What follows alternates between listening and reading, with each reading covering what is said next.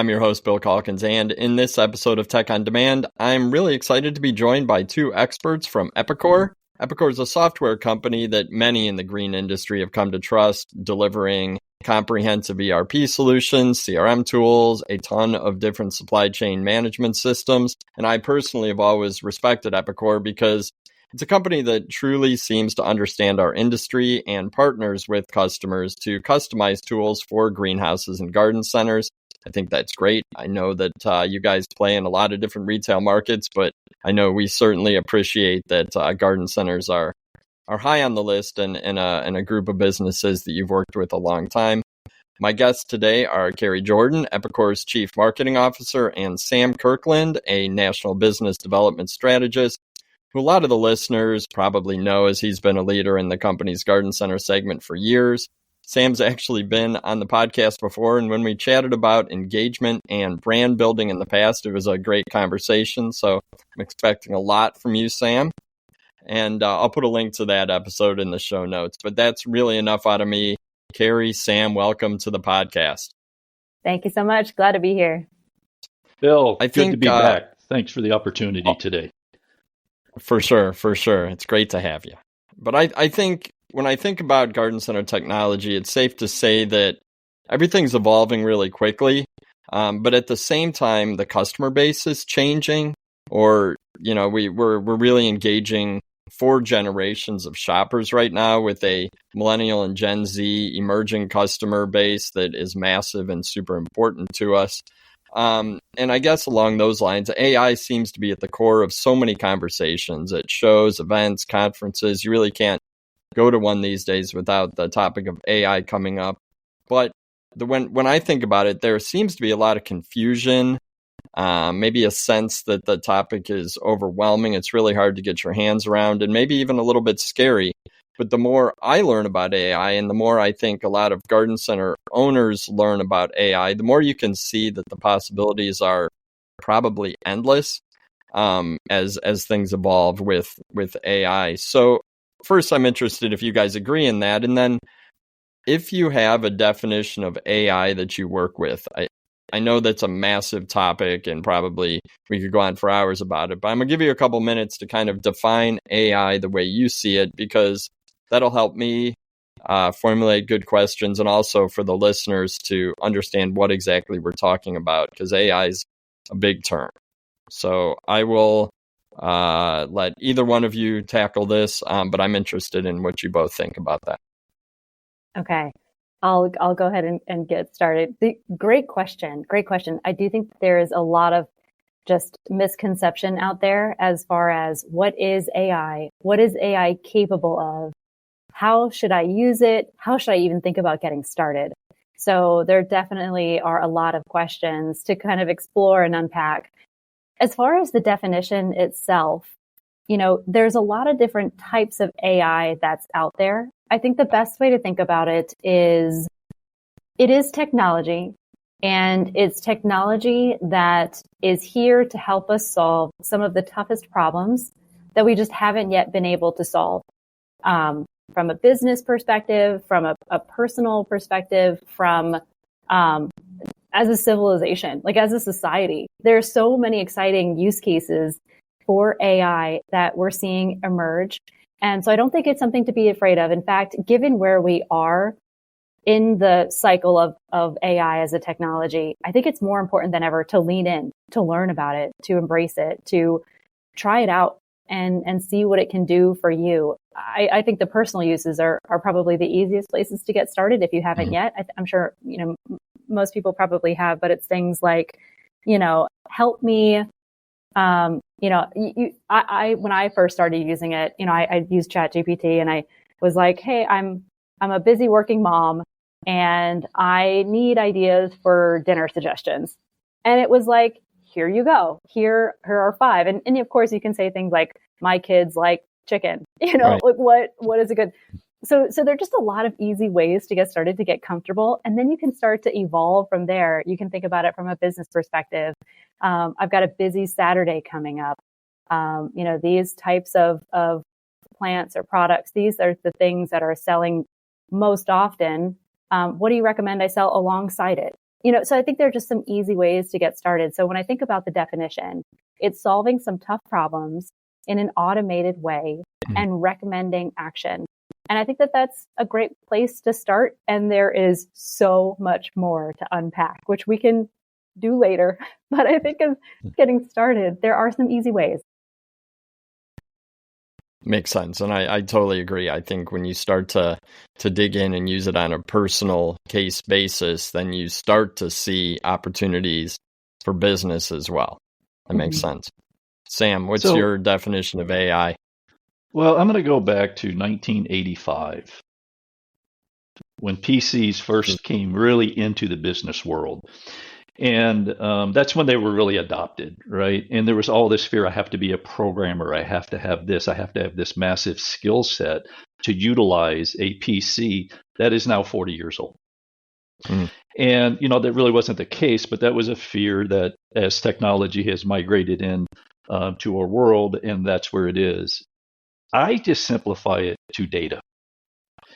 And we try so much to get analytical data that's useful and get information to take data from this point and move it to this point.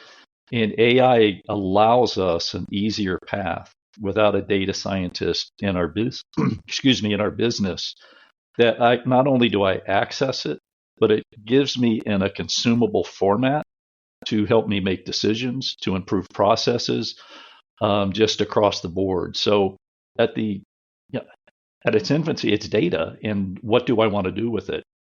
I want to consume it looking at it. I want to make financial decisions. I want to look at margin. I want to look at being able to get a purchase order in more effectively than I can today. So all of those things are built into that. The beauty is that if you work with a company like Epicor, we simplify that, where we give you the tools to put your request in and give you the data you're looking for. So I think we understand AI at the retail level and how we help businesses, and we make it simple for retail businesses to kind of harness AI. I like that. And the common thread between what both of you said is action. It's using data to drive action and to simplify the path to that recommended action. So I like that. Those are very good definitions. I asked you that mostly because I ask a lot of people that because I'm trying to wrap my head around how to talk about AI. So thank you for indulging me and starting it off that way. We did mention a little bit about fears or misconceptions. I guess, Kerrie, I'll start with you on this. When you talk to small business owners about AI, how do you recommend addressing that fear? I mean, you can start by just testing the waters a little bit, but I'm guessing you can go a little bit deeper into it because it does require a conversation.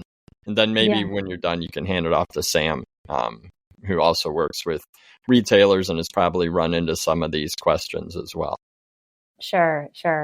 So as we have been working with clients, and the way that we've approached AI as a solution and working with our customers is from the perspective of what problems are you trying to solve in your business?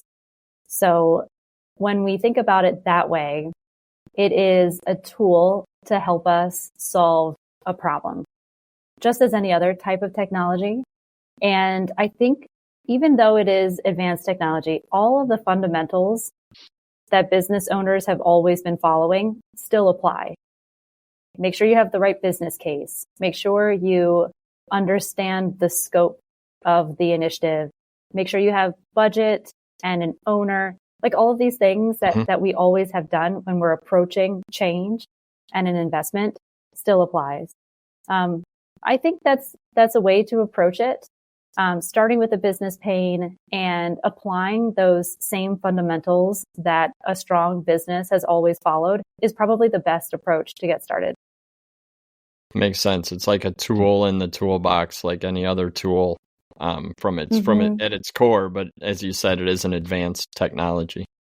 Yeah, and as we've been, working with, as they're starting to use it, we're learning that it excites them. They want to use it, especially like people who use it in their personal lives, they're getting more and more comfortable with it, and they see it as a tool to help them automate some of the boring aspects of their everyday, right? Like Sam, you were talking about like purchase orders and things, and it can really help speed up the administrative. And once you start to get those kinds of wins, even if they're small, that helps propel the next phase, the next level, the next use case.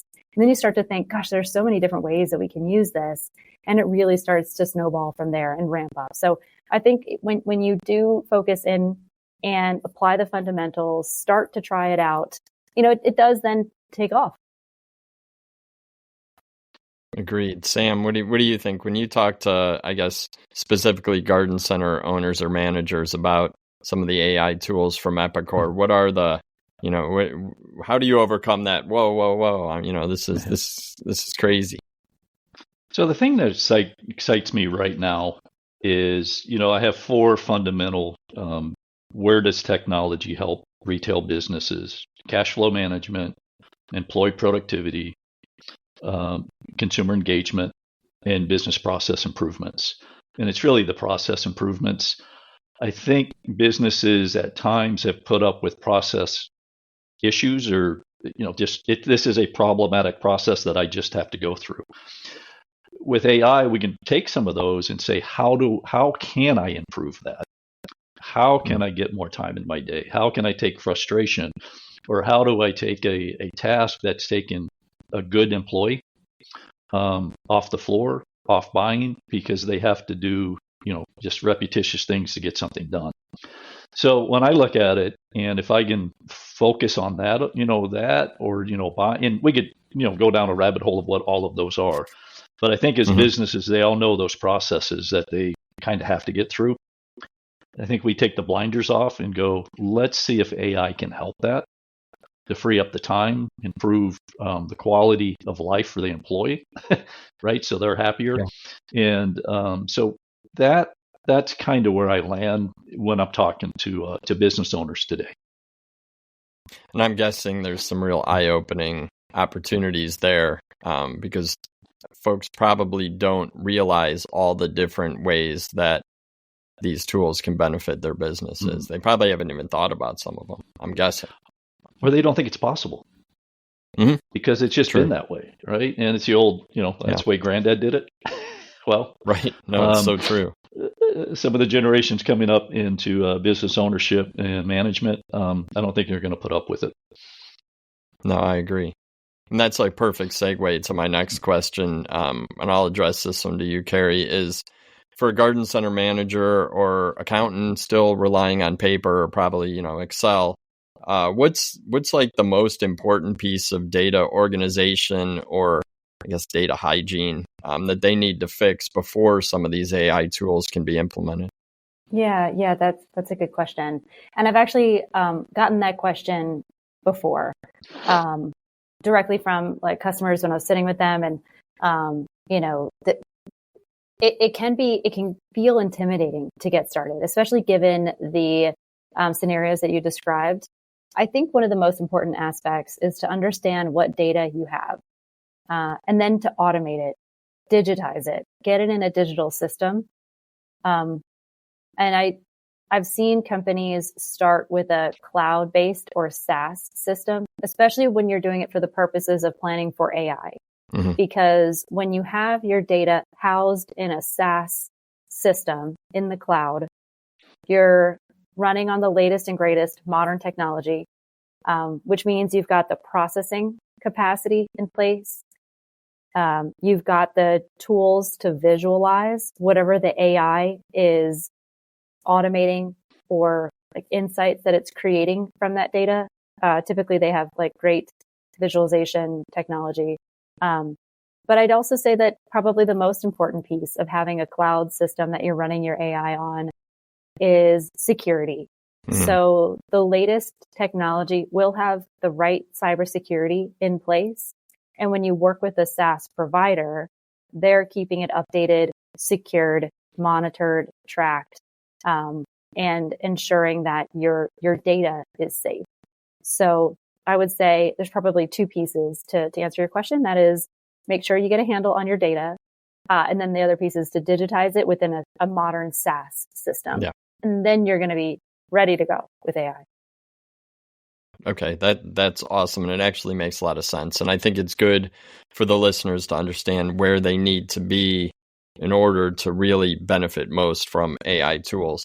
And I guess a follow-up question would be maybe just an example from an Epicor customer, someone that you've worked with, where AI did result in a really positive ROI within a year, or some sort of a business process breakthrough that benefited the business. Because I know a lot of the listeners with garden centers are going to wonder about the cost and the return, which they always do when they consider new technology or really any change in the business. Mm-hmm. Yeah, happy to share a couple of examples. So the first example that I'll share is a family-run multi-generation business. They're based in Canada. The company's called Madson's Custom Cabinets. And if you go to their website, they have just beautiful galleries of all of the work they do. It's not like, it's not necessarily, although they do this as well, like a kitchen remodel. It's more like, for hotels, casinos, amphitheater buildings. It's really quite beautiful. And we were working with them. They're an Epicor customer, and they need to, and I'm sure many in a craft or a discipline can understand this. They needed to retain quality, but deliver faster, So they wanted to make sure that they didn't sacrifice quality whatsoever, but given the pace of the market, they need to deliver faster. So what they looked to do was they explained this problem to us. And part of the problem was, how do we estimate the job faster? And so Epicor has a solution called Prism AI, Epicor Prism, and it leverages large language models and generative AI. And what we did in working with them, and again, this is really critical to how we think about AI. It's focusing on a business problem, not AI for the sake of AI, but an actual business problem, and then working really closely with customers to find the answer. And what we learned was their estimators were spending hours and hours going through all of these spec sheets and different documents to determine, okay, if I've got this cabinet job, how many pieces of hardware do I need? How many doors do I have? What are the sizes of them? And this is a perfect opportunity to apply AI to go through the spec sheets and then say, you've got 20 doors and you need, X number of knobs and hardware, right? So that was a simple, way to start using AI in their business, because they defined the business problem. And what we were able to do was save those estimators, each one in the beginning, 3 hours a week. This was a pretty quick way to start shaving some time and frankly, the busy work of going through this. Another one that comes to mind, we've had a number of customers using our learning agent. So what that does is, this is really common to anybody who goes on Google or any search engine. Now you have that summarized, the AI summary at the top of the page. So you ask a question and it does all the work of searching all the sites and it summarizes the answer for you. So we're applying that to our systems. And so that's helping, different employees when they're getting started. They can just learn very quickly. And that's helping companies too that are going through a lot of hiring and bringing on new folks and needing to get them up to speed on the system. So that's an area that we're investing in and rolling that out to our different solutions. And then, specifically within retailers such as lawn and garden, one of the use cases that we're actively working with one of our customers now is, and I can't provide the name because, they're working closely with us now. Sure. But one of the things that we're doing, and we're really excited about it, is when a customer walks into your store and they have a picture and they're like, what is this thing under my sink? It is busted. Help me, and maybe the person who's working, your employee, also might not know. I mean, maybe they know, but maybe it's their first day. They can use the AI from Epicor to quickly search their inventory and by the picture and say, this is the thing. It's on this aisle. Here we go. Let's go get it. So that's a quick and easy way that we can help our customers. And as we work closely with all of, our customers, and we're learning these types of problems that we can work to solve together. And that's really important to who we are as an organization, and the partnership that we bring when working with customers. That's cool. I love how you said you're solving real world problems, not just implementing AI for the sake of putting AI into everything. That's it's refreshing to hear. For sure. Sam, I got a question for you. How it's more specific to garden center retailers. How can AI help a seasonal business? Obviously, we're maybe not completely unique, but have a unique set of circumstances in garden centers selling live goods, primarily perishable products. But how can a business like a garden center optimize cash flow, prevent overstock and understock? Because obviously we know how important that is with tight margins and weather impacts, and just trying to avoid shrink, which can be brutal. I guess how do you approach that with the garden centers you work with? Well, if we look in the hypersensitive season of our 12 weeks, and a lot of business owners will tell you that's 12 Saturdays. So now we're talking 12 days. Yeah. To some businesses, I'm hearing out there can drive 50% of their revenue in 12 days. Sure. So issues during that time are pretty rough on the bottom line. So businesses are also looking at, how do I split that 12 weeks into mini seasons? And that means product has to come in and sell and be out, and not be out too early and not have overstock left. One issue that I don't like about overstock, if it remains after the time you really want it in the business, you cut it and you go, well, this is just gravy. The problem with that scenario is a business is willing to accept a 15% margin when they used to get 40. And the product that should be on the shelf should be driving 40% margin. Yeah. So just having excess stock and discounting it is actually costing more money. So I think with all of the data points that we can pull in with AI, we will start to see a lot tighter control on inventory. We'll take our allocations and understand what is coming in. It's also visibility to what is going to be not coming in, and it gives us the time to get product on the shelf. So I think a lot of it is visibility. We just need that just-in-time inventory, because during those 12 weeks, that's what we live. AI will significantly be able to help improve just that component of it alone, and get the higher margins on the shelves where they need to be. Or I'm not cluttered, and all of these issues that every business out there faces. So that's the biggest one to me, is really getting honed in on the purchase orders, and to make sure that I run out Thursday afternoon at 5:00 when I close the doors, and they're stocked Friday morning with all the right stuff. But I think when we start to get into the data and understand that, and utilize weather trends, and actually absorb that data and use it to provide you the information, potentially beyond your allocations. Maybe I need to overstock because I know it's going to be 2 great weekend days, or if it's going to rain, I might not want to try and find some additional inventory, because sales might be down a little bit. So all of those things come in, and I think that will help that bottom line.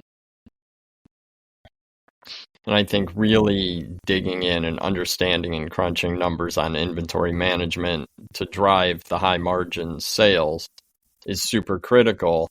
And along those lines, what, beyond that, what can AI do to help a garden center retailer kind of predict demand for new or niche products, especially if they don't have any sales history?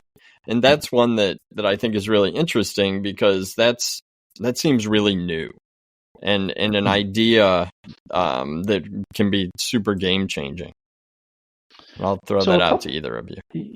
So a couple things. I'll go first, and I'll let Kerrie come in after. But when we bring a product in, we start to build off of that, right? So a couple of things that I look at that, average line items per transaction. If I bring a new product in, am I taking away from an existing product in my store? Am the consumer buying this instead of that? If I have more pull through with that, it could be a better product. Or if it's equal, somebody just made a choice on a different product. So that is, one thing that I look at. The other thing that's very interesting to me with AI, in the industry, we've been stuck on SKUs. We can use descriptions now. We can find like data that's in the inventory and analyze that against other trends that are out there in the market, other regions. We can, pull from suppliers. What are they selling? And I'm not as bound to a SKU if I have other relevant information in the file that I can use. So it's always, if I bring a new product in, what I want to look at are the average line items for transactions going up. Are they staying the same? Is that product that I'm bringing in really enhancing? So not only line items per transaction, gross margin dollars, and all of these things that as something comes in that we can measure. And the beauty of AI, it kind of pulls it all together and just makes it absorbable without going through 800 spreadsheets. It's just telling me if it's a good buy or not. Yeah, that makes sense. And then, Kerrie, you work with a lot of different types of retail. You've referenced a few already. If you think about garden centers or green industry businesses, what do you think like the most important or significant financial metric that AI can immediately improve? Something that you can walk in and say, all right, I can almost guarantee you that once we start, using AI to crunch these sort of numbers or deliver this data that you need, you will see improvement. And then I guess if you want to share how that happens, that'd be cool. Yeah, that's a really good question. And the tough part to the answer of that is it probably depends. It depends on the business and the problems that they're having. Because that is how we are going to market and working so closely with our customers to make sure it is specific. I would have to point to inventory though, because it is so sensitive. And I think that once you have a better handle on your inventory and the demand, that's really going to help you better forecast, control costs, and then make sure that you are driving revenue and are ready to go on those critical days within the business. So that would probably be where I would point. That said, if I could just maybe we can do some kind of brainstorming, because I personally love plants. I love buying them. I love buying them for my house. I love buying them for my yard. And I was just thinking about, the use case where I was saying, we're working with an organization and, say they come into your store and they say, I need this part in my house. What do I do?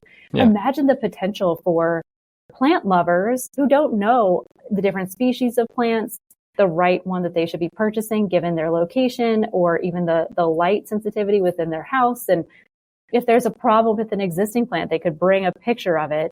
And maybe your new hires on the shop floor, they don't know, but they could use the tool to help them find the right answer. So I think there's so much potential from a customer experience standpoint that could really be explored, and that could drive some significant changes to the business. Even for things like tapping into recent trends, being able to make better recommendations for native plants, water friendly, sustainable. I think that there's just so much opportunity because it's very specific to, Sam, you mentioned weather trends, weather within the changing weather patterns within maybe somebody's neighborhood. It could even be if they have water control measures in place, maybe they have HOA requirements. There's so many opportunities to really personalize the customer experience that I think will have a pretty dramatic impact on revenue. So from a cost perspective, it's really proven to do inventory. But I think that there's so much to come around improving the customer experience that we could really dive into. And that that is something that I think is probably going to come. In working with many of our customers, one of the questions that Bill, you had asked around where can they get started? Mm-hmm. I think it's pretty common for these organizations to many companies that we're working with, they don't have access to external data. Like oftentimes, the people who are running these organizations have been within that business for a very long time. Yeah. And one of the areas that we're looking to explore is how can we, in a safe way, enable access to shared data that we can make better predictions upon and leverage the community to help each other. Yeah. So it needs, of course, there needs to be controls in place, right? That protect the data, but that are mutually beneficial for those who are participating as part of this community. Because once we can have a shared pool of data that we can leverage, one of the things that I want to know as a homeowner when I'm going to a lawn and garden center to make a purchase is, what are the popular things that my neighbor has got some awesome looking plants. Why are they so beautiful? Why can't I have that? Right. So what are some of the popular things? Like, this is all answerable. It's solvable now that we have this kind of technology. I love that brainstorm because you're right. The ability to quickly get through this data and deliver an answer. I mean, sure, you could, a garden center employee could take time to research all that, but they don't have the time. They certainly don't, the amount of time that would take to have an answer for a customer, that customer would be long gone. So the ability to deliver that really quickly, especially, and you keep mentioning a newer employee, which, I mean, we're a very seasonal business. There are always a lot of new employees in garden centers that are being put on the spot to answer questions, and they're frequently going plant to plant, flipping and reading the tag. But having that information quickly and easily accessible gives them confidence as well. I think that makes a lot of sense. Sam, AI tools are super complex sounding, but what they deliver tends to be very streamlined and simplified.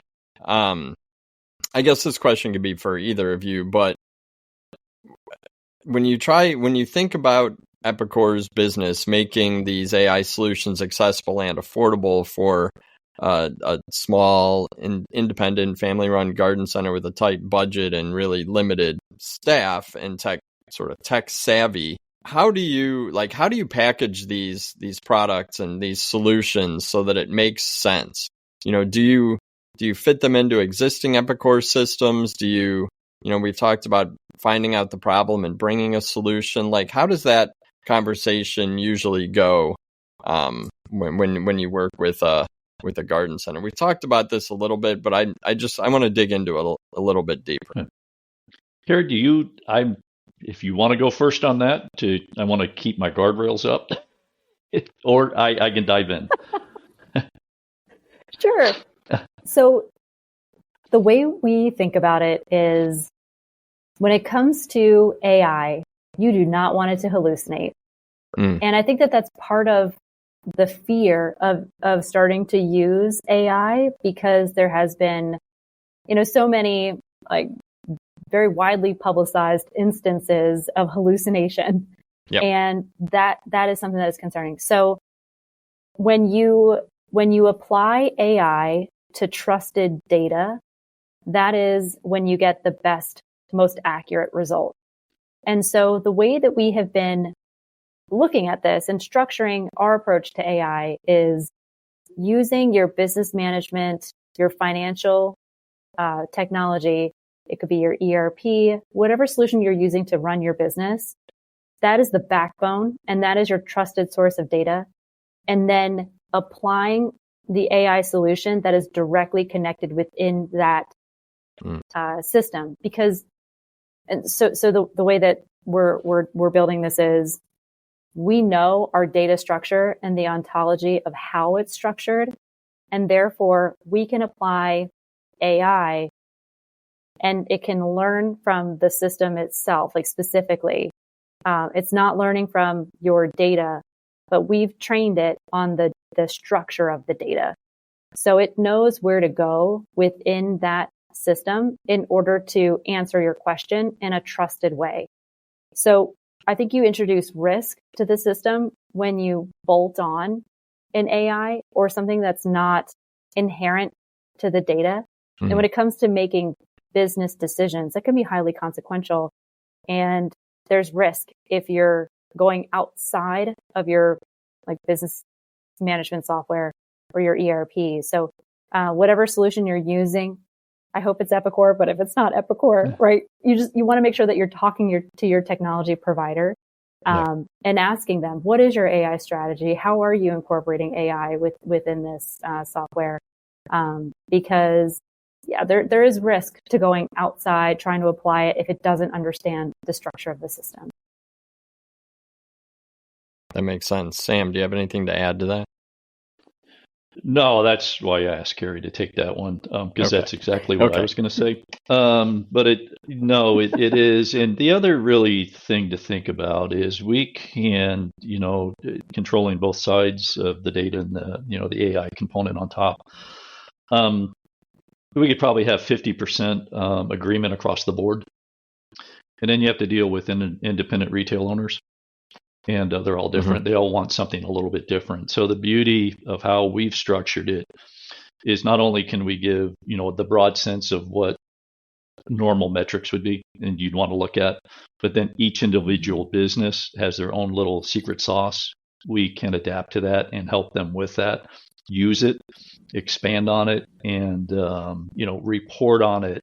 The big thing really is as it happens. I don't have to wait till the end of the week or the end of the month or things to look at, that I can get that information in an easily absorbable format as it happens if I have it set up and to look at. So highly customizable, but also can also adhere to the common things that we do want to look at as business owners. No, that makes sense, and I trusted that Epicor would have a solid answer for that, because I know that the security and the quality of the data is super important to you guys. Let's get into the nitty gritty a little bit, because everyone that you work with, and certainly garden centers, are for-profit businesses and want to make more money. I got two questions along those lines. One is, where do you think AI can help most? Either is it negotiating better costs from suppliers or optimizing pricing for the consumer? And then the other question is, how does AI translate to a higher average transaction? So those are two questions. Either one of you can tackle them, or both. Yeah, I'll get started there. Okay, so if I had to pick one, my response actually, Bill, is always like, well, what's the business problem you're trying to solve? Sure. Well, let's skip over that. So if I had to choose one, I think I would select the supplier negotiations, because that impacts pricing, right? So I think that makes sense to start there.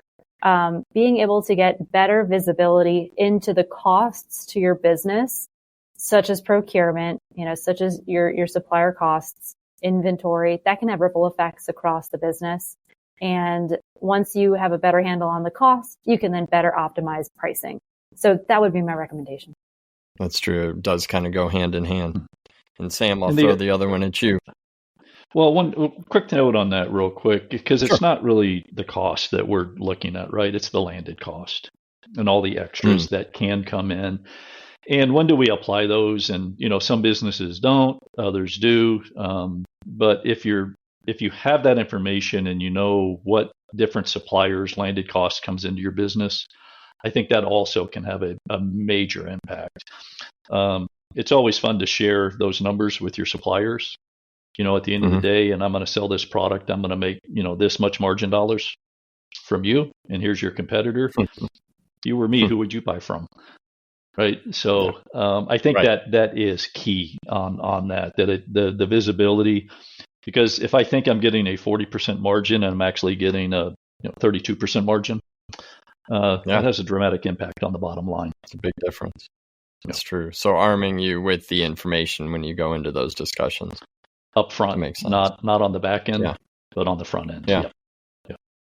And so then my next question for you, Sam, is how does AI personalization translate to average transaction value? Because we talk a lot about average ticket and customer engagement, and I got to believe that there's kind of a direct result in some of these tools driving that transaction value.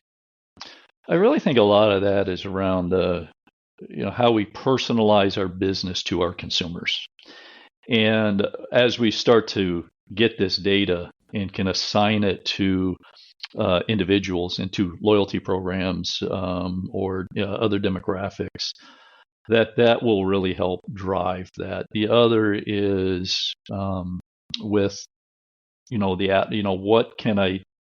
what additional items can I sell to my consumers that will make the products or services they buy in my business better?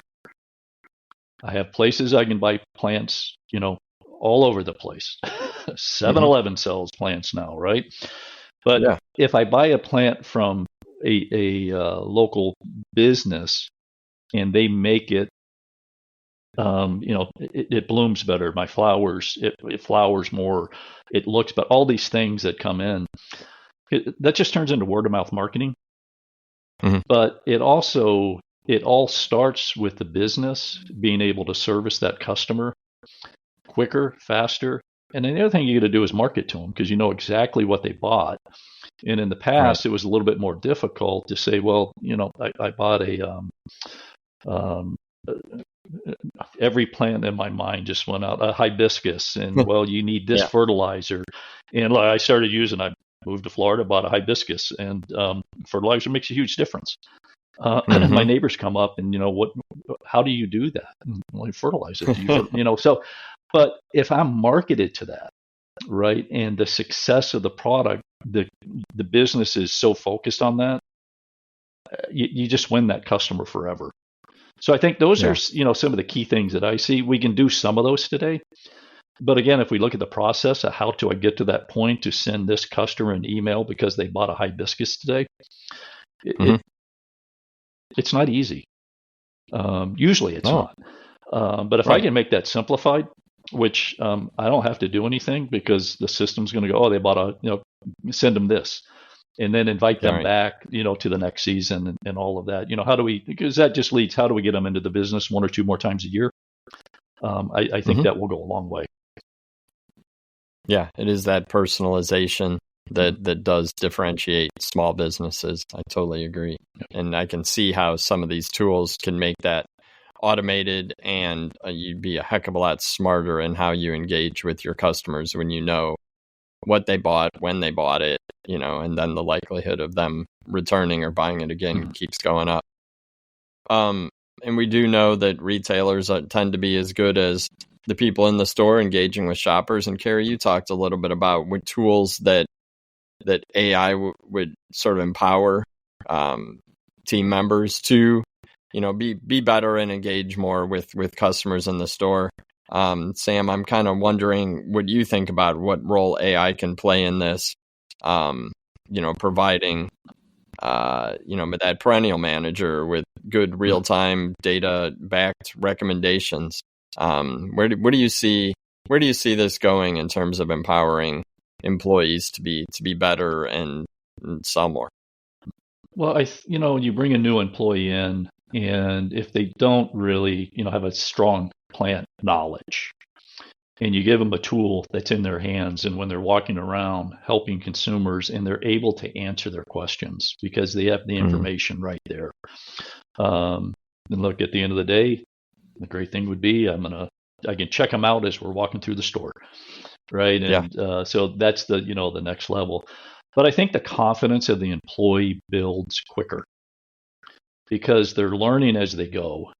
I don't have to go find somebody else to make sure I'm answering the question right, or I'm going to think I know what I'm talking about and may not be right, and that could have a pretty negative impact on that consumer experience in the store. So I really think as we're going through, and it can tell me about the product, the light, fertilizing, care, all of these things that I can have that conversation with. And during that time, it's throwing me in addition. When I buy this, you want to buy this, and the other items in it. It just becomes a lot more natural, a lot quicker. And I do think that now you can find that personality that you want in an employee, because they have the ability to train on what you want them, because they're given the tools to do it. And they're not relying on two employees to answer one question for the most part. And right. I just think, employee happiness is really important. And if they're stressed, we know what happens, right? So I think this gives them the tool to become a really good employee, a lot easier, a lot more effective.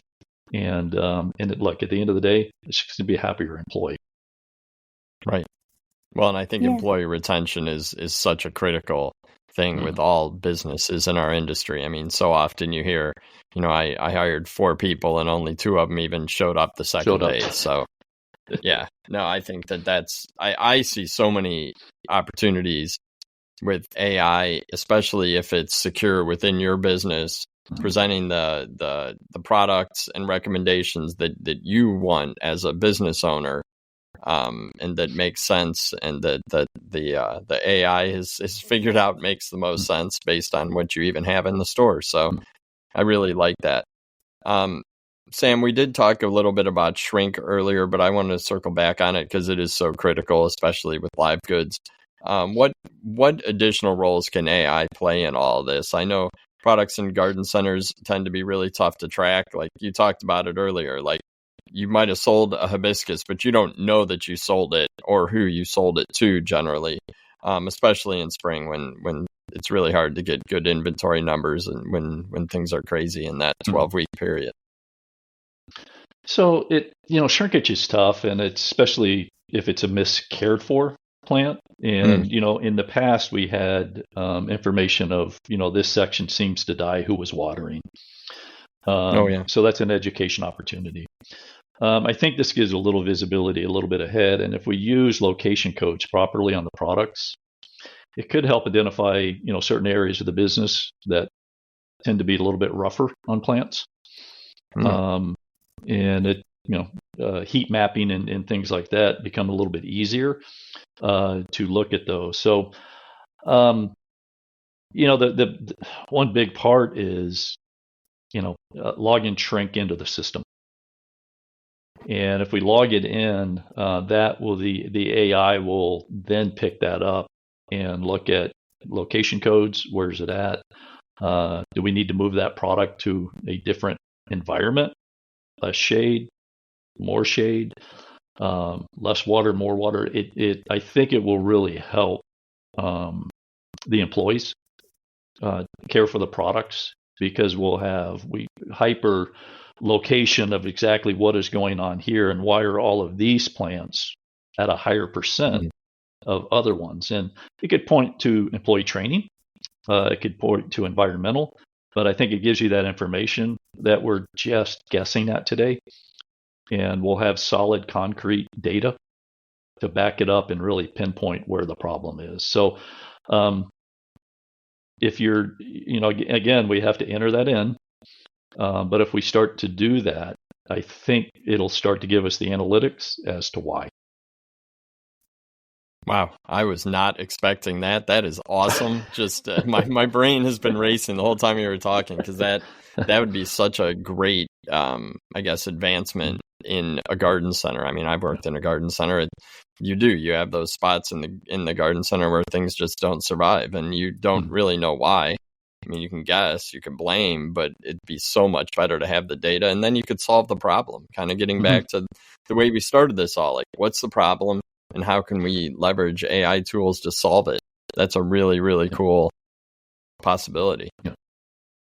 I guess I have one more question before we wrap it up. I'm going to direct this one at Kerrie, although Sam, I figure you might want to weigh in on this one as well. But when we look ahead, so like fast forwarding 5 or 10 years, maybe 5, because things move so quickly. I don't even know if we can even begin to imagine what's going to be happening in 10 years. Do you think a garden retailer without an integrated AI strategy will be able to survive and thrive? or are these tools really just an advantage to those who adopt it? Hopefully you understand that question, because we've seen technology change the game in our industry before, and this really feels like one of those pivotal moments to me. Do you think a garden center without AI tools, or with AI tools, is going to be like cutting edge, ready to go, or is it just nice to have that can help a garden center improve if they want to? Yeah, I do think that it is going to become critical. And it's because of the conversation we were having in regards to the employees.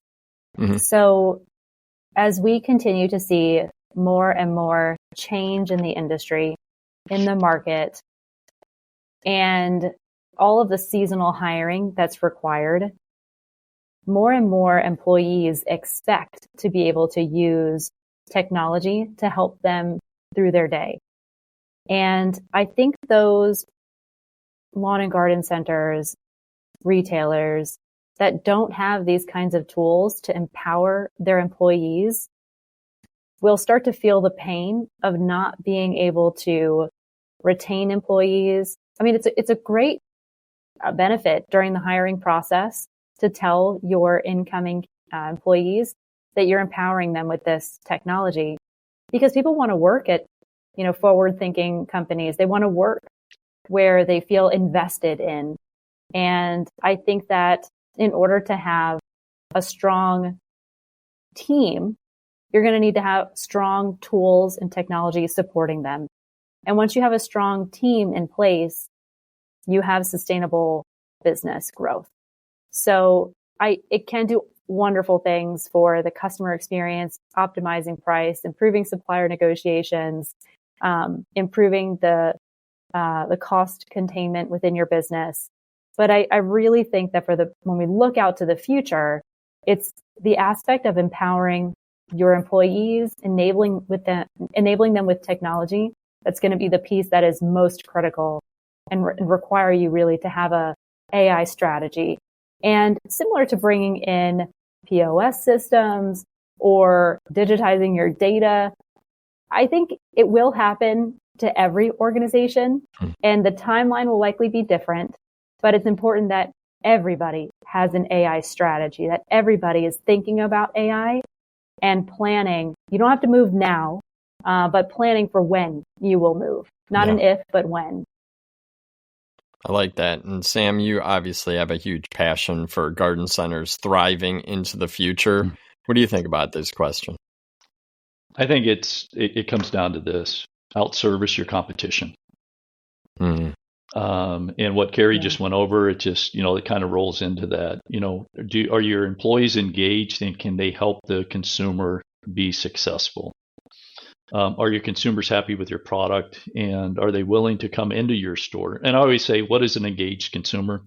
Is when you have a product or service and you're the first thought of when I need that product or service, I'm going to that business. And I think AI is going to drive that, because they are going to be happier customers because they know that they will leave with success. And if we wrap that around, the other business metrics of watching shrink, margin erosion, and all of these things that hit the businesses, and we're able to provide them the metrics, the information, the data to see where they're going, what's happening, what trends are happening. Is it a must-have today? No. Is the vision need to be today? Yes. And do they need to, have that in their meetings as they're working with the leadership of the business and all? How do we adapt this? Because if you don't, your competitors will, and they will win the consumers. Yeah, and I think that goes back to your four rules: the cash flow management, employee productivity, customer engagement, business process improvements. But it all boils down to, is the customer happy? And are they going to come back to your business? Mm-hmm. I love it. And I think that's really a great way to close. I couldn't have said it better myself. So Kerrie and Sam, thank you so much for your time. Before we get out of here, where can listeners go to learn more about Epicor and all of the cutting edge systems and engage with your team? Because I'm sure that this podcast didn't. I mean, there were a lot of answers and there were a lot of great ideas, but I guarantee it opened up a lot of questions as well. Absolutely. Bill, thank you so much. This has been great. Absolutely. For anyone listening who wants to learn more or continue the conversation, I'll direct you, of course, to epicor.com. Yep. Specifically for AI, there's epicor.com/AI. So you can check that out. And would love to connect with anyone on LinkedIn. Kerrie Jordan on LinkedIn. Well, both of you, thank you so much again. This has been great. Hopefully, maybe we'll come back and discuss this, discuss some more as the products and strategies evolve at Epicor. You guys open for doing a follow-up one of these days? You bet. Anytime. Awesome. I love it. I'm Bill Calkins with Tech on Demand, and on behalf of the entire Epicor team and your friends at Ball Publishing, thanks for listening. Take care out there.